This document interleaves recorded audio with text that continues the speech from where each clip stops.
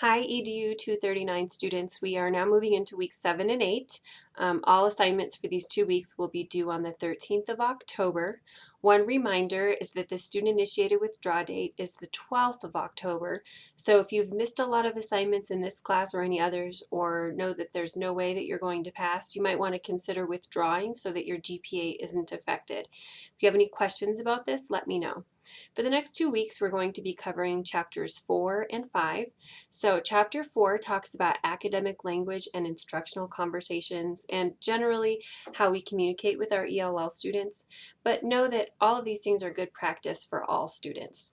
In chapter 5, we'll talk about cultural connections, the affective aspect of learning, how to recognize and utilize our students' cultures to their benefit, active learning, grouping strategies, all kinds of fun things. So I think in these 2 chapters you'll learn a lot of really good applicable teaching strategies that you can put into practice right away. A lot of small adjustments that can make a big difference for all learners, but especially your English language learners.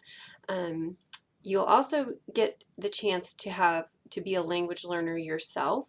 You'll log into rosettastone.com, or if you know of another free language learning online program, you're welcome to use that too. But there are free demos, and you can pick a language and experience it for a while and then know for yourself what it's like to be a language learner. Some people notice what's frustrating, some people notice the things that Rosetta Stone does that are helpful. And some people notice the gap in an online experience and how much more you could do in an in-person language learning experience. So I look forward to reading those, your perception, your take.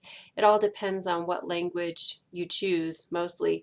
But be sure you choose one that you don't have prior experience with, because that's the feeling I want you to have, is what it's like to be a level 1 English language learner right off of the bat. Lastly, I will be out of the office next Thursday and Friday, which is the 8th and the 9th. My kids are on fall break, so I'm taking a few days off to be with them. So I will not be responding to emails or have office hours on those 2 days. Office hours are normally Thursdays, but I'll switch them to Tuesdays. So I will have office hours Tuesday, October 6th from 8:30 to 11:30 if you need anything. Otherwise, I'll be checking back in again in the next few weeks. I'm really enjoying reading all of your discussion board posts and your summaries. I really feel like this is a good group, and it's a good mix of current teachers and pre-service teachers, and I think it's great that you guys are interacting and communicating and learning from one another. So I will be back in touch soon. Have a great next 2 weeks.